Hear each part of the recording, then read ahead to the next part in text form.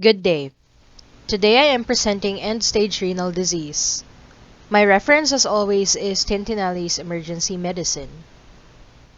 End-stage renal disease is the irreversible loss of renal function resulting in the accumulation of toxins and the loss of internal homeostasis.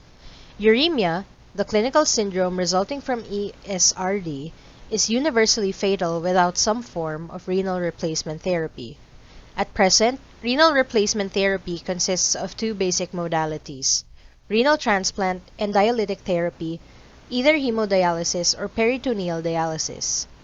Hemodialysis is the initial therapy in the vast majority of new cases of adult ESRD, with a few starting peritoneal dialysis and an even smaller number receiving pre-dialytic renal transplants. The proportions are reversed in children, with most children receiving transplants. Approximately half of hemodialysis and peritoneal dialysis patients will be alive for 3 years after starting therapy, with cardiac causes accounting for about half of all deaths. Infections trigger death in up to a quarter of patients, with cerebrovascular events and malignancy being other causes. Uremia, which is the contamination of the blood with urine, differs from azotemia, which is the buildup of nitrogen in the blood. Renal failure assumes many forms, often coexisting. Excretory failure leads to elevated levels of more than 70 chemicals in uremic plasma, which gives rise to the hypothesis that these toxins, individually or in combination, cause uremic organ dysfunction and produce the symptoms of uremia. Urea is not the major toxin, and potential uremic toxins include cyanate, guanidine, polyamines, and beta-2 microglobulin. If uremia were simply a toxidrome, then dialysis would reverse all its untoward effects. However, it does not, in part because many toxins are highly protein-bound and non-dialyzable. Because many uremia-related organ dysfunctions persist after dialysis, other processes are clearly important. Biosynthetic failure refers to the aspects of uremia caused by loss of renal hormones 1,25, OH2, vitamin D3, and erythropoietin. The kidneys are primarily responsible for secretion of erythropoietin and 1-alpha hydroxylase, which is necessary to produce the active form of vitamin D3. Because 85% of erythropoietin is produced in the kidneys, ESRD patients have depressed levels of erythropoietin, which contributes to anemia. Vitamin D3 deficiency results in decreased gastrointestinal calcium absorption, inducing secondary hyperparathyroidism, leading to renal bone disease. Regulatory failure results in an oversecretion of hormones, leading to uremia by disruption of normal feedback mechanisms.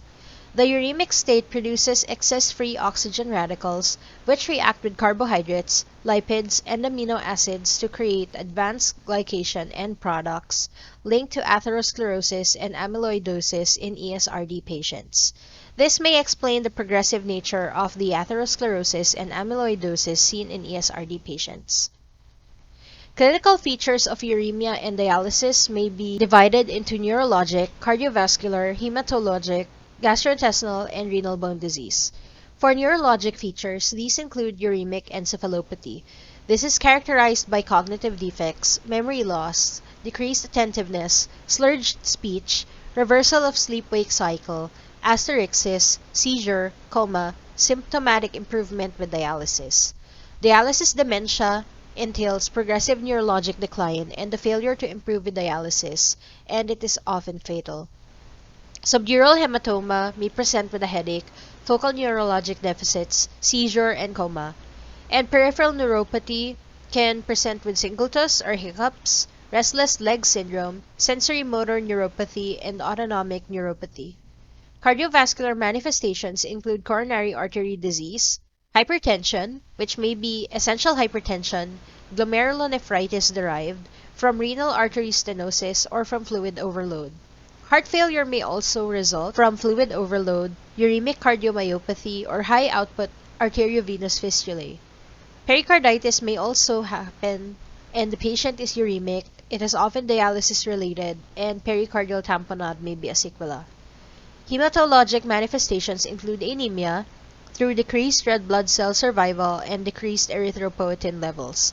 Bleeding diathesis may also occur, and immunodeficiency in both the humoral and cellular aspects may also be in these patients. Gastrointestinal manifestations include anorexia, metallic taste, nausea, vomiting, gastrointestinal bleeding, diverticulosis, diverticulitis, and ascites, and renal bone disease has metastatic calcification, also known as calciphylaxis, hyperparathyroidism through osteitis fibrosa cystica, and vitamin D3 deficiency and aluminum intoxication from osteomalacia. Uremia is a clinical syndrome, and no single symptom, sign, or laboratory test result reflects all aspects of uremia. Although a correlation exists between the symptoms of uremia and low glomerular filtration rate, 8 to 10 milliliters per minute per 1.73 meters squared, BUN and serum creatinine levels are inaccurate markers of the clinical syndrome of uremia. The decision to start long-term dialysis is based on the severity of the patient's symptoms related to uremia. The most common reasons for emergency dialysis are hyperkalemia, severe acid-base disturbances, and pulmonary edema resistant to usual therapy. Stroke occurs in approximately 6% of hemodialysis patients, with about half being hemorrhagic and half ischemic. Subdural hematomas occur 10 times more frequently in dialysis patients than in the general population. Uremic encephalopathy is a constellation of nonspecific central neurologic symptoms associated with renal failure. Uremic encephalopathy is best diagnosed after eliminating structural, vascular, infectious, toxic, and metabolic causes of neurologic dysfunction. Neurologic findings of uremic encephalopathy improve with dialysis. Dialysis dementia is nonspecific in presentation from other encephalopathies. This manifestation and its treatment is progressive, with the 2 to 4 year survival of these patients being only 24%. This disorder usually becomes evident after at least 2 years of dialysis therapy and fails to respond to increases in dialysis frequency or renal transplantation. Peripheral neuropathy is one of the most frequent neurologic manifestations of ESRD, with greater lower than upper limb involvement. The most frequent clinical features reflect large fiber involvement, with paresthesias, reduction in deep tendon reflexes, impaired vibration sense, muscle wasting, and weakness. Autonomic dysfunction results in impotence, postural dizziness, gastric fullness, bowel dysfunction, and reduced sweating. Reduced heart rate variability and baroreceptor control impairment occur. Nerve conduction studies demonstrate findings consistent with the generalized neuropathy of the axonal type. No single pathologic correlate has been identified for peripheral uremic neuropathy. Conventional hemodialysis does not seem to improve autonomic dysfunction. However, daily short hemodialysis and long nocturnal hemodialysis may reduce the elevated sympathetic activity. The mortality from cardiovascular disease is 10 to 30 times higher in dialysis patients than in the general population. Coronary artery disease, left ventricular hypertrophy, and congestive heart failure are common. The etiology of cardiovascular disease in ESRD patients is multifactorial, related to pre-existing conditions such as hypertension, diabetes, uremia through uremic toxins, hyperlipidemias, homocysteine levels, hyperparathyroidism, and dialysis-related conditions such as hypotension, dialysis membrane reactions, and hypoalbuminemia. The diagnosis of ischemic cardiovascular disease in ESRD patients often has been clouded by the misconception that the traditional serum markers of myocardial damage, being troponins I and T, are unreliable in dialysis patients. Elevated levels of both troponin I and T are common even in asymptomatic hemodialysis patients and probably reflect left ventricular hypertrophy and microvascular disease. Asymptomatic elevations of cardiac biomarkers are, however, associated with long-term risks of coronary artery disease. To account for higher baseline levels of troponin T and I, many define myocardial infarction only by a 20% or more dynamic rise and with at least one value above the 99th percentile. Hypertension is present in most patients starting dialysis. Maintenance of hypertension depends on increased peripheral resistance. Increases in blood volume, decreased vascular compliance, and the vasopressor effects of native kidneys, the renin-angiotensin system, and the sympathetic nervous system also play roles in ESRD hypertension. Management of hypertension in ESRD patients begins with control of blood volume. If that is unsuccessful, most cases can be controlled with adrenergic blocking agents, angiotensin-converting enzyme inhibitors, or vasodilating agents such as hydralazine or minoxidil. Bilateral nephrectomy is rarely necessary for blood pressure control. Heart failure most commonly results from hypertension, followed by coronary artery disease and valvular defects. Causes unique to ESRD include uremic cardiomyopathy, fluid overload, and arteriovenous fistula-related high output failure. Natriuretic peptide levels are elevated in hemodialysis patients, often from concomitant left ventricular hypertrophy and systolic dysfunction. Elevation of natriuretic peptides in hemodialysis patients correlates with higher short-term mortality rates, but there are no reliable thresholds to identify fluid overload. Uremic cardiomyopathy is a diagnosis of exclusion when all other causes of congestive heart failure have been excluded. In most uremic patients, left ventricular dysfunction is related to ischemic heart disease, hypertension, and hypoalbuminemia. Dialysis rarely improves left ventricular function in uremic patients with congestive heart failure. Pulmonary edema in ESRD patients is commonly ascribed to fluid overload, but acute myocardial ischemia can also trigger depressed left ventricular function. Cornerstones of therapy are supplemental oxygen if needed, bi-level positive airway pressure, nitrates, and angiotensin-converting enzyme inhibitors. Loop diuretics such as furosemide at 60 to 100 mg IV may aid even in those with minimal urine output from their short-lived vasodilatory actions. Hemodialysis is the ultimate treatment for fluid overload in ESRD patients. Preload reduction by inducing diarrhea with sorbitol or by phlebotomy may help in low-resource situations. Removing as little as 150 ml of blood is safe and effective in some with pulmonary edema. Improved oxygenation produced by phlebotomy offsets the decrease in oxygen carrying capacity due to the decrease in hemoglobin. Blood withdrawn during phlebotomy should be collected in transfusion bags, so plasma can be extracted by the blood bank and the red blood cells transfused back to the patient later during dialysis. Peritoneal dialysis does not remove volume fast enough to have a significant impact on pulmonary edema. Cardiac tamponade is a concern in any critically ill ESRD patient, often presenting without classic findings. Instead, signs of cardiac tamponade in these patients include changes in mental status, hypotension, or shortness of breath. Increased interdialytic weight gain, increased edema, and intradialytic hypotension are other warning signs suggesting the diagnosis of tamponade. In addition to hypotension, an increased heart size on chest radiographs suggest effusion and potential tamponade. Bedside ultrasound is the best method to detect pericardial effusion and tamponade. Hemodynamically significant pericardial effusions require pericardiocentesis under fluoroscopic or ultrasound guidance. Bedside pericardiocentesis is used only in hemodynamically unstable patients because of its high complication rate. Pericarditis is usually due to uremia. Uremic pericarditis is linked to fluid overload, abnormal platelet function, and increased fibrinolysis and inflammation. Pericardial contents are sterile unless infected and are abundant with fibrin and inflammatory cells.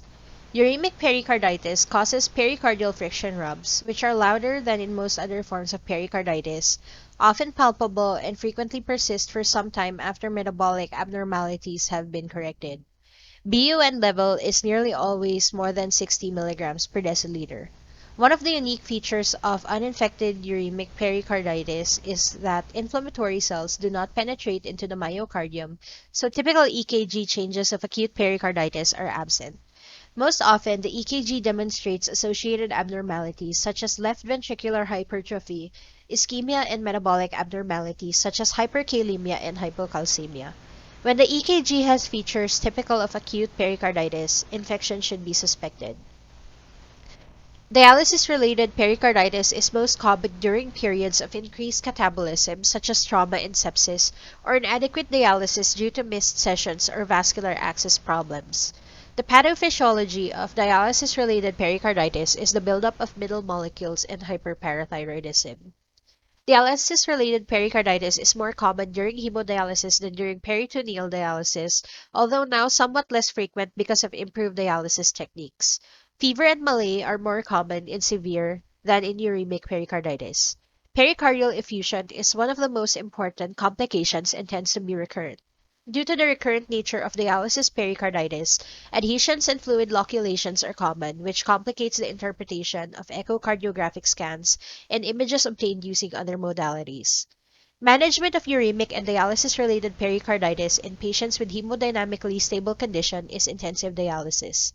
Hemodialysis is preferred over PD because of the higher clearance rates of the former, recognizing the risks of tamponade from heparin and rapid fluid shifts. Hemodialysis is effective in majority of cases of dialysis-related pericarditis, usually after 10 to 14 days. Indomedicine, colchicine, and steroids are not useful for ESRD pericarditis. If pericardial effusion persists for longer than 10 to 14 days with intensive dialysis, anterior pericardiectomy is often used, with total pericardiectomy reserved for constrictive pericarditis. Hematologic complications of end-stage renal disease include anemia, which is multifactorial, caused by decreased erythropoietin, blood loss from dialysis, frequent phlebotomy, and decreased red blood cell survival times. In addition, the wide fluctuations in plasma blood volume seen in dialysis patients often cause factitious anemia. Without treatment, the hematocrit should stabilize at 15 to 20%, with normocytic and normochromic red blood cells. Bone marrow shows erythroid hypoplasia with little effect on leukopoiesis or megakaryocytopoiesis. Anemia is treated with regular infusions of human recombinant erythropoietin. Erythropoietin replacement therapy improves the quality of life for ESRD patients by increasing exercise capacity and tolerance. The bleeding diathesis of ESRD patients increases the risk of GI tract bleeding, subdural hematomas, subcapsular liver hematomas, and intraocular bleeding. Several mechanisms, including decreased platelet function, abnormal platelet vessel wall interactions, altered von Willebrand factor, anemia, and abnormal guanidinosuccinic acid dependent production of nitric oxide create uremic bleeding. The skin bleeding test is the best predictor of clinically important defects in hemostasis. Patients receiving aspirin or warfarin are at greater risk of major bleeding. Improvement in bleeding times with infusions of desmopressin, with benefit in 1 hour, cryoprecipitate, with benefit in 4 hours, or conjugated estrogens with benefit in 6 hours is an option. Immunologic deficiency in ESRD patients results in high morbidity and mortality from infectious diseases. Depressed leukocyte chemotaxis and phagocytosis from many causes is the key feature, along with abnormal T-cell activation. Dialysis does not improve the immune function and may exacerbate immunodeficiency by complement activation after exposure to the hemodialysis filter membrane. Anorexia, nausea, and vomiting are common symptoms of uremia and used to initiate and monitor dialysis adequacy. There is an increased incidence of gastritis and upper gastrointestinal bleeding in ESRD patients, but the incidence of gastric and duodenal ulcers is similar in ESRD patients and the general population. Chronic constipation is common secondary to decreased fluid intake and the use of phosphate bonding gels. ESRD patients have an increased incidence of diverticular disease and colonic perforation, especially patients with polycystic kidney disease. Dialysis-related ascites is secondary to fluid overload, portal hypertension from polycystic liver disease, and osmotic disequilibrium. Treatment of refractory ascites is possible with peritoneovenous shunts. For renal bone disease, as the glomerular filtration rate falls, phosphate excretion decreases, which results in increased serum phosphate levels. When the calcium phosphate product, calcium at milligrams per deciliter times phosphate at milligrams per deciliter, is higher than 70 to 80, metastatic calcification can ensue. Joint pain from pseudogout develops from calcification of synovial membrane-lined joints. Metastatic calcification in small vessels results in skin and finger necrosis, and life-threatening calcifications can occur in the cardiac and pulmonary systems. Short-term mortality rate is higher in ESRD patients with a calcium phosphate product of more than 72. Treatment consists of the use of low-calcium dialysate and phosphate binding gels. As ESRD progresses, the combination of calciphylaxis and vitamin D3 deficiency results in depressed ionized calcium levels and stimulation of the parathyroid gland, causing hyperparathyroidism. The increased production of parathyroid hormone results in high bone turnover and weakened bones susceptible to fracture. Bone pain and muscle weakness are other symptoms. High alkaline phosphatase and parathyroid hormone levels make the diagnosis. Treatment consists of control of serum phosphate levels with binding gels, vitamin D3 replacement, and if necessary, subtotal parathyroidectomy. A subset of ESRD patients develops osteomalacia, a defect in bone calcification. The signs and symptoms are weakened bones, bone pain, and muscle weakness, similar to those of hyperparathyroidism.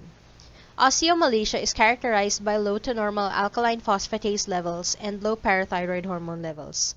Elevated serum aluminum and bone aluminum levels are useful for confirming the diagnosis. Treatment with desferoxamine helps aluminum bone disease. Dialysis-related amyloidosis, also known as beta-2 microglobulin amyloidosis, can occur in dialysis patients older than 50 years of age and on dialysis for more than 10 years. Advanced glycation end products appear central to the chronic inflammatory condition, leading to amyloidosis. Amyloid deposits are found in the gastrointestinal tract, bones, and joints. Complications include gastrointestinal perforation, bone cysts with pathologic fractures, and arthropathies, including carpal tunnel syndrome and rotator cuff tears. Patients with amyloidosis have higher mortality rates than those without this disorder. Hemodialysis substitutes a filter for the glomerulus to produce an ultrafiltrate of plasma. Small amounts of IV heparin, 1,000 to 2,000 units, are used to prevent thrombosis at the vascular access site. Hemodialysis sessions typically take 3 to 4 hours. Adjustment of the pressure gradient across the hemodialyzer filter during hemodialysis controls the amount of fluid removal for ultrafiltration. Solute removal or clearance during hemodialysis depends on the filter pore size, the amount of ultrafiltration, solute drag, and the concentration gradient across the filter, which invokes diffusion. During hemodialysis, blood is removed from the vascular access site by large bore needles, typically 15 gauge, circulated through the dialysis machine at rates of 300 to 500 milliliters per minute, and returned to the patient. The dialysate usually flows at a rate of 500 to 800 milliliters per minute through the dialysis filter in the direction opposite to blood flow. In cases in which a native artery or vein is not suitable for arteriovenous fistula creation, an interposing vascular graft made of an autologous vein, polytetrafluoroethylene, or bovine carotid artery must be used for vascular access. Such grafts generally are associated with a higher complication rate and shorter functional life expectancies than natural arteriovenous fistula.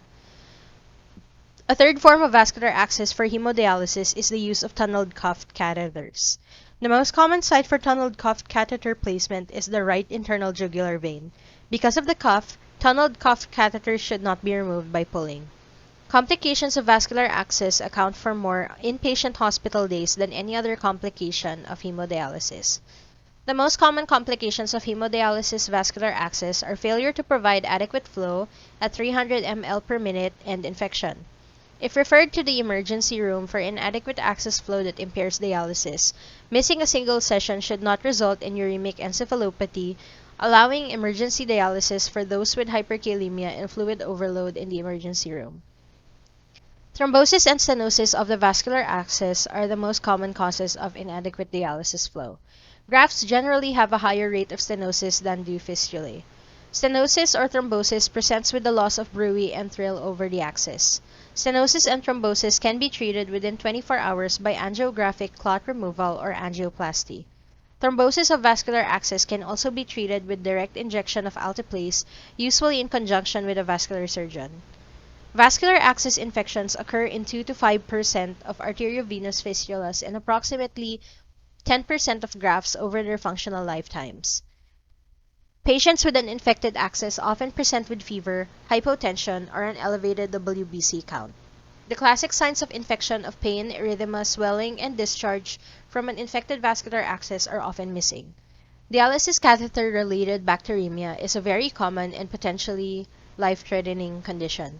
After 6 months with the dialysis catheter, approximately half of patients develop bacteremia with the serious complication of death, endocarditis, osteomyelitis, septic arthritis, or epidural abscess occurring in 5 to 10% of patients with bacteremia.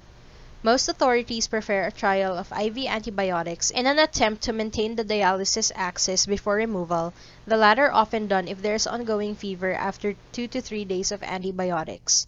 To narrow the potential source of bacteremia, peripheral and catheter blood samples for culture are drawn simultaneously.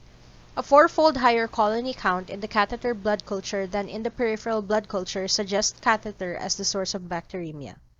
The most common infecting organism is Staphylococcus aureus, followed by gram-negative bacteria. Patients with access infections usually require hospital admission, and vancomycin is the drug of choice at 15 mg per kilogram or 1 gram intravenously because of its effectiveness against methicillin-resistant organisms and long half-life of 5 to 7 days in dialysis patients. An aminoglycoside, typically gentamicin at 100 mg intravenously initially and after each dialysis treatment, is added if gram-negative organisms are suspected, but the patient is monitored closely because of toxicity.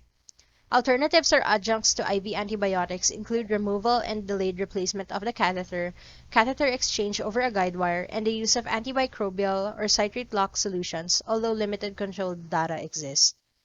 Hemorrhage from a vascular access is a rare but life-threatening complication.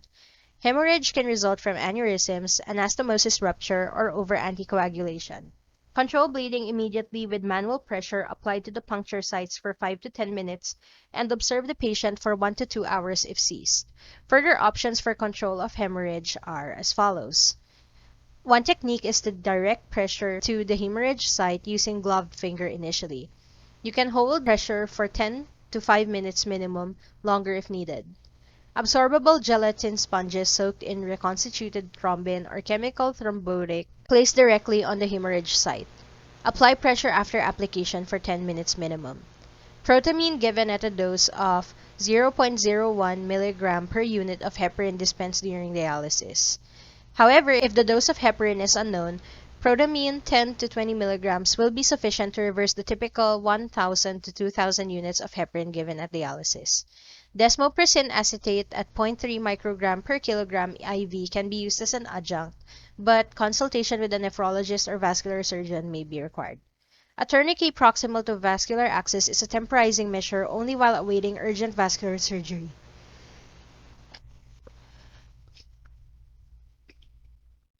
Vascular access aneurysms result from repeated punctures. True aneurysms are very rare. Most aneurysms are asymptomatic, with patients occasionally complaining of pain or an associated peripheral impingement neuropathy. Aneurysms rarely rupture.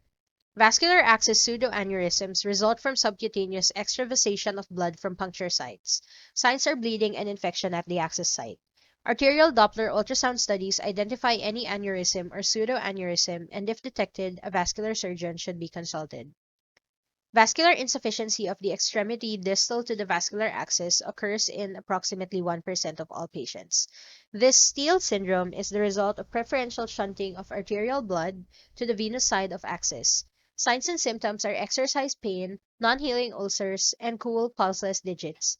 Doppler ultrasound or angiography is the best diagnostic approach, and treatment is surgical. High output heart failure can occur when more than 20% of the cardiac output is diverted through the axis. The Branham sign, a drop in heart rate after temporary axis occlusion, is useful for detecting this complication. Doppler ultrasound can accurately measure axis flow rate and establish the diagnosis. Surgical banding of the axis is the treatment of choice to decrease flow and treat heart failure. The most frequent complication of hemodialysis is hypotension, which occurs during 50% of treatments. Fluid removal during hemodialysis averages 1 to 3 liters over a 4-hour session, but removal of up to 2 liters per hour is possible. Maintenance of a normal blood pressure during ultrafiltration depends on cardiovascular compensatory mechanisms and refilling of the vascular space by fluid shifts from the interstitial and intracellular compartments. Excessive ultrafiltration due to underestimation of the patient's ideal blood volume by dry weight is the most common cause of intradialytic hypotension. Optimal dry weight is often clinically defined when hypotension prevents further fluid removal. The differential diagnosis of peridialytic hypotension are excessive ultrafiltration, pre-dialytic volume loss through gastrointestinal losses or decreased oral intake, intradialytic volume loss through tube and hemodialyzer blood losses, post-dialytic volume loss through vascular access blood loss, medication effects such as with hypertensives and opiates, decreased vascular tone in sepsis with certain food, and a dialysis temperature of more than 37 degrees. Cardiac dysfunction through left ventricular hypertrophy, ischemia, hypoxia, arrhythmia, and pericardial tamponade, and pericardial disease through effusion or tamponade. Myocardial dysfunction from ischemia, hypoxia, arrhythmias, and early pericardial tamponade are in the differential diagnosis of intradialytic hypotension. Abnormalities of vascular tone from sepsis or antihypertensive medications also contribute to hypotension. Vascular refilling can be enhanced by improving nutrition, performing ultrafiltration before dialysis, and increasing the sodium concentration of the dialysate solution. The timing of intradialytic hypotension is often helpful in formulating a differential diagnosis. Hypotension early in the dialysis session is usually due to pre-existing hypovolemia. Pre-dialysis losses should be suspected when the patient starts hemodialysis at a weight below his or her dry weight. Consider gastrointestinal bleeding, sepsis, vomiting, diarrhea, or decreased intake of salt and water. Intradialytic blood loss can occur from blood tubing or hemodialyzer filter leaks. Hypotension near the end of dialysis is usually the result of excessive ultrafiltration, but pericardial or cardiac disease is possible. Intradialytic hypotension produces nausea, vomiting, and anxiety. Orthostatic hypotension, tachycardia, dizziness, and syncope may occur. Treatment of intradialytic hypotension includes halting hemodialysis and placing the patient in the Trendelenburg position. If hypotension persists, the patient is given salt by mouth through broth or normal saline 100 to 200 ml IV. If these conservative measures fail, a more extensive evaluation is the next step. When the patient is transferred to the emergency room for further evaluation, assess for adequacy of volume status, impairment of cardiac function, pericardial disease, infection, and gastrointestinal bleeding. Further volume expansion or the administration of vasopressors to support blood pressure may require invasive hemodynamic monitoring in an intensive care setting. Dialysis disequilibrium is a clinical syndrome occurring at the end of dialysis and is characterized by nausea, vomiting, and hypertension, which can progress to seizure, coma, and death. Dialysis disequilibrium occurs when large solute clearances occur during hemodialysis, as during the patient's first dialysis session or during hypercatabolic states.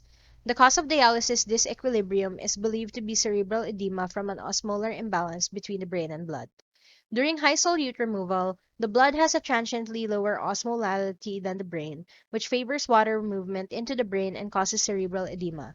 This condition can be prevented by limiting solute clearance when initiating hemodialysis. Treatment is stopping dialysis and administering mannitol IV to increase serum osmolality. Air embolism is always a risk when blood is pumped through an extracorporeal circuit. The clinical presentation depends on the patient's body position at the time of incident. If the patient was sitting, air passes retrograde through the internal jugular vein to the cerebral circulation, causing increased intracranial pressure and neurologic symptoms. In a recumbent position, air goes into the right ventricle and pulmonary circulation, causing pulmonary hypertension and systemic hypotension. The passage of air through a right to left shunt, such as in patent foramen ovale, creates an arterial air embolism, which can lodge in the coronary or cerebral circulation, causing myocardial infarction or stroke. Symptoms of an air embolism are acute dyspnea, chest tightness and loss of consciousness, and sometimes full cardiac arrest. Signs include cyanosis and a churning sound in the heart from air bubbles in the blood. If air embolism is suspected, clamp the venous bloodline and place the patient supine. Give 100% oxygen to aid reabsorption of air. Other therapies for vascular air embolism include percutaneous aspiration of air from the right ventricle, IV administration of steroids, full heparinization, and hyperbaric oxygen treatment. Key historical elements for hemodialysis patients include the cause of end-stage renal disease, their dialysis schedule and any missed sessions, recent complications of hemodialysis, dry weight, baseline laboratory values, and vital sign values, average intradialytic weight gain, if the patient usually makes dry weight by end of hemodialysis, if the patient experiences intradialysis hypotension, which vascular access is currently functioning, symptoms of uremia, retention of native kidneys, and if the patient is still producing urine. Electrolyte abnormalities can occur due to errors in mixing the dialysate concentrate with water, which results in rapid osmolar shifts and hemolysis. In some communities, water contains high concentrations of calcium and magnesium and produces a final dialysate high in these minerals. Use of this dialysate can result in the hard water syndrome, characterized by significant hypercalcemia and hypermagnesemia. Patients develop nausea, vomiting, headaches, burning skin, muscle weakness, lethargy, and hypertension. Treatment consists of properly filtering the dialysis water to lower calcium and magnesium concentrations. Hypoglycemia occurs in diabetic and non-diabetic ESRD patients. In addition to drugs, malnutrition and sepsis are important causes of hypoglycemia. So when it comes to evaluation of hemodialysis patients, repeated episodes of intradialytic hypotension may provide important early clues to pericardial tamponade or myocardial ischemia. Repeated access infections may represent a worsening immunologic status. Dialysis patients are often knowledgeable about their dry weights and baseline laboratory test results. If not, the center the patient uses should be contacted and asked about the dry weight, average interdialytic weight gains, and any recent complications. We ask about uremic symptoms as markers of inadequate hemodialysis and ask if the native kidneys are retained, since these can be sources of hypertension, infection, and nephrolithiasis. Key elements of physical examination of hemodialysis patients include vital signs, vascular access. We look for bruit, thrills, erythema, warmth, swelling, tenderness, discharge, bleeding, and the Branham sign. For cardiac examination, we look at signs of heart failure, murmurs, and muffled or distant heart sounds. And for neurologic elements, we look for mental status changes, peripheral neuropathy, and asterisks. We look for congestive heart failure, effusion, or high-output fistula-related heart failure, peripheral edema, hepatojugular reflux, and jugular venous distension, which can present in both fluid overload and pericardial tamponade. A loud cardiac murmur may just represent increased flow secondary to anemia or arteriovenous access. When it comes to peritoneal dialysis patients, historical elements we examine are the cause of end-stage renal disease, the type of peritoneal dialysis, whether it's continuous ambulatory peritoneal dialysis versus continuous cyclic peritoneal dialysis, parameters such as concentration and number of exchanges per day, recent complications of peritoneal dialysis, baseline weight, laboratory values, and vital sign values, symptoms of uremia, retention of native kidneys, and whether the patient is still producing urine. So when physically examining peritoneal dialysis patient, we inspect for hernia, auscultate bowel sounds, test for rebound tenderness, and on the peritoneal catheter, we examine the surrounding skin and palpate the tunnel. So in peritoneal dialysis, the peritoneal membrane is the blood dialysate interface. The amount of ultrafiltration is determined by osmotic pressure differences between the blood and dialysate, which are manipulated by changing the dialysate glucose concentration. Similarly to hemodialysis, peritoneal dialysis relies on the separate processes of clearance or solute removal and ultrafiltration or fluid removal to replace the functions of the nephron. Most solute removal occurs via diffusion down chemical gradients established by altering dialysate electrolyte concentrations. It is supplied in 1.5% and 4.25% glucose formulations, which can be alternated to increase or decrease ultrafiltration. Typical peritoneal dialysis regimens use 4 exchanges daily, with 2 liters of dialysate infused and left in place for several hours before draining. During the day, approximately 8 liters is infused and about 10 liters is drained for a removal of approximately 2 liters per day of fluid. Peritoneal dialysis can be accomplished in an acute setting over the long term via exchanges of solution throughout the day or through multiple exchanges at night while the patient sleeps. Complications usually include peritonitis, with an incidence of about 1 episode every 15 to 18 patient care months. Symptoms and signs of peritonitis in PD patients are fever, abdominal pain, and rebound tenderness. Cloudy effluent suggests peritonitis confirmed by gram stain count and culture. The cell count in peritoneal dialysis-related peritonitis is usually more than 100 leukocytes per cubic millimeter, with more than 50% neutrophils. Empiric therapy begins with a few rapid exchanges of fluid lavage to decrease the number of inflammatory cells in the peritoneum with added heparin at 500 to 1000 units per liter dialysate to decrease fibrin clot formation. A first-generation cephalosporin can be mixed with the dialysate, 500 milligrams per liter with the first exchange and 200 milligrams per liter with subsequent exchanges. In penicillin-allergic patients, use vancomycin 500 milligrams per liter and maintenance doses of 50 milligrams per liter per exchange. If seeking gram-negative coverage, add gentamicin 100 milligrams per liter and maintenance doses of 4 to 8 milligrams per liter per exchange. Most recommend treating for 7 days after the first negative culture results, usually resulting in a total of 10 days of therapy. Admission decisions are based on the patient's clinical appearance. Parenteral antibiotics are not used. Infections around the PD catheter present with pain, erythema, swelling, and discharge around the catheter exit site. The most common causative bacteria are Staphylococcus aureus and Pseudomonas aeruginosa. Empiric therapy consists of an oral first-generation cephalosporin or ciprofloxacin for outpatient therapy. Abdominal wall hernias occur in 10 to 15% of PD patients. Immediate surgical repair of pericatheter hernias is common because of the high risk of incarceration. And that's all. Thank you.